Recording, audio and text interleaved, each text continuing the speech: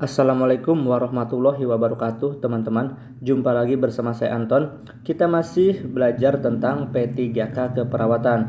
Kita langsung saja ke soal yang pertama. Halusinasi merupakan gangguan persepsi.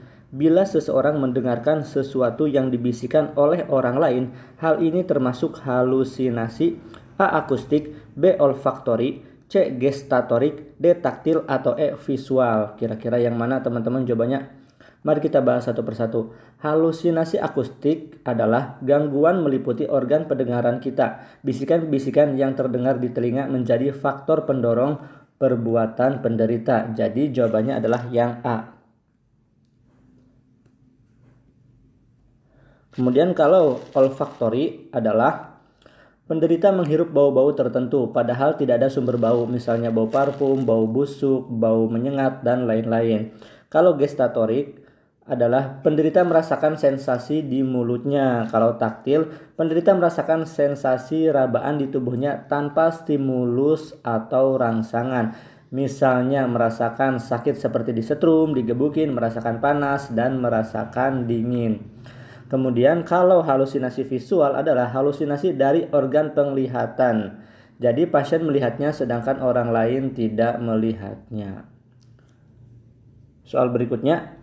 Anjuran keperawatan yang diberikan pada ibu hamil yang mengalami mual dan muntah pada kehamilan trimester pertama antara lain: A. Mengatur posisi tidur, posisi kepala lebih rendah daripada kaki. B. Menganjurkan diet TKTP. C. Menganjurkan ibu untuk istirahat yang cukup pada siang hari. D. Memberikan makanan porsi kecil tapi sering. Atau E. Anjurkan untuk mengganti kalori yang hilang dengan minum susu. Kira-kira yang mana teman-teman jawabannya? Jawabannya adalah yang C. Anjuran istirahat yang cukup pada siang hari pada ibu hamil dapat mengurangi rasa mual. Soal nomor 3. Salah satu tindakan anjuran keperawatan yang dilakukan pada ibu bersalin untuk mencegah terjadi perdarahan postpartum adalah: A. Memberikan obat-obatan anti perdarahan. B. Mempersiapkan untuk pemberian transfusi darah.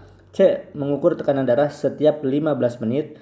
D. Memberikan tablet besi atau Fe. Atau E. Melakukan observasi perdarahan yang keluar. Kira-kira yang mana teman-teman? Jawabannya. Jadi perdarahan postpartum adalah perdarahan lebih dari 500 sampai 600 mili selama 24 jam setelah anak lahir, termasuk perdarahan karena retensio plasenta. Perdarahan postpartum adalah perdarahan dalam skala 4, lebih dari 500 cc dalam 24 jam setelah anak dan plasenta lahir.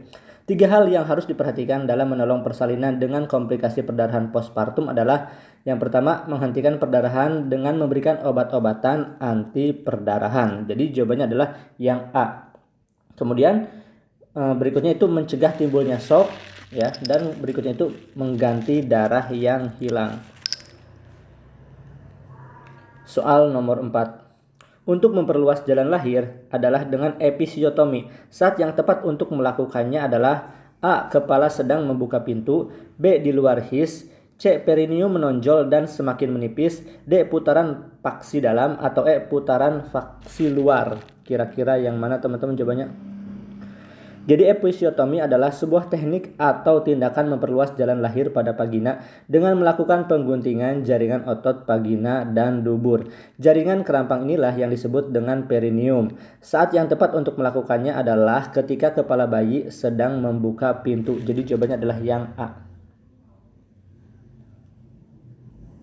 Soal berikutnya.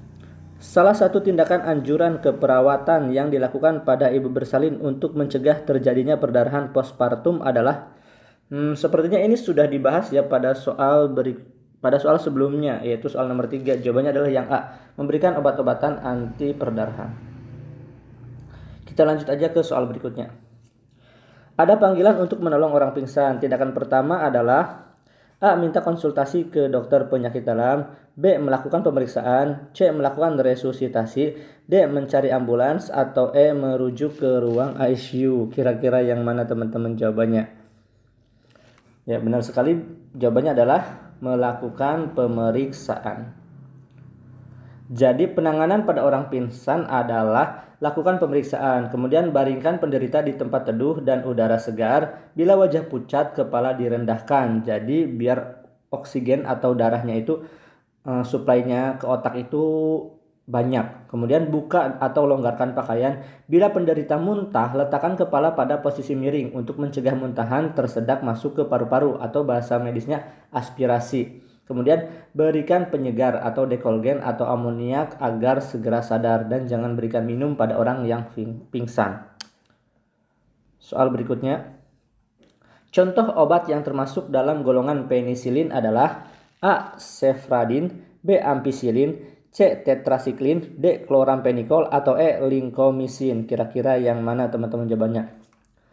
Contoh obat yang termasuk golongan penisilin adalah ampicillin dan amoxicillin. Obat golongan ini digunakan untuk mengobati infeksi pada saluran napas bagian atas, hidung dan tenggorokan seperti sakit tenggorokan, untuk infeksi telinga, bronkitis kronis, pneumonia, dan saluran kemih, kandung kemih, dan ginjal. Jadi jawabannya adalah yang B. Ampicillin. Soal berikutnya, secara umum obat yang efeknya dipengaruhi oleh obat lain disebut A. Obat reseptor, B. Obat agonis, C. Obat antagonis, D. Obat objek, atau E. Obat presipitan. Kira-kira yang mana teman-teman jawabannya? Jadi secara umum obat yang efeknya dipengaruhi oleh obat lain disebut obat objek, ya. Contohnya adalah digoxin, gentamicin, warfarin, dilantin, obat sitotoksik, kontrasepsi oral, dan obat-obatan sistem saraf pusat. Soal berikutnya, tindakan keperawatan pada klien dengan nyeri luka pasca operasi adalah A. Berikan obat analgesik, B. Teknik relaksasi, C. Posisi miring kiri dan kanan, D. Monitor tanda-tanda vital, atau E. Monitoring perdarahan. Kira-kira yang mana teman-teman jawabannya? Oke. Ini di sini kan pada dengan nyeri luka operasi. Jadi tindakan keperawatan pada klien dengan nyeri luka operasi adalah antisipasi kebutuhan terhadap obat nyeri dan atau metode tambahan penghilang nyeri. Jadi harus menggunakan obat penghilang nyeri dulu. Jawabannya adalah yang A. Berikutnya, berikan obat nyeri analgesik sesuai pesanan dan evaluasi efektivitasnya. Misalnya kita berikan paracetamol dulu. Kalau misalnya paracetamol tidak sakit, kita kolaborasi ya. Paracetamol hilang, sakitnya tidak hilang, kita berikan obat yang lebih besar lagi. Apanya tuh? Efeknya ya lebih besar lagi. Kemudian berikan tindakan kenyamanan lain yang membantu seperti perubahan posisi atau menyokong dengan bantal, ya. Jadi karena ini sudah nyeri luka operasi, otomatis sudah nyerinya itu skala tinggi ya. Jadi karena ada sayatan gitu, jadi harus diberikan obat analgesik. Tujuan dari kampanye cuci tangan pakai sabun adalah A. Untuk meramaikan masyarakat, bukan ya. Masa untuk ramai saja. B. Untuk menurunkan tingkat kematian balita dan pencegahan terhadap penyakit lain. C. Menurunkan angka kematian ibu. D. Mensupport pemerintah, atau E. Kerjasama pemerintah. Jadi tujuan kampanye cuci tangan adalah untuk menurunkan tingkat kematian balita dan pencegahan terhadap penyakit lain. Jawabannya adalah yang B. Baik teman-teman, itu saja yang bisa saya sampaikan pada kesempatan kali ini. Semoga videonya bermanfaat. Kita bertemu lagi di video saya selanjutnya. Wassalamualaikum warahmatullahi wabarakatuh.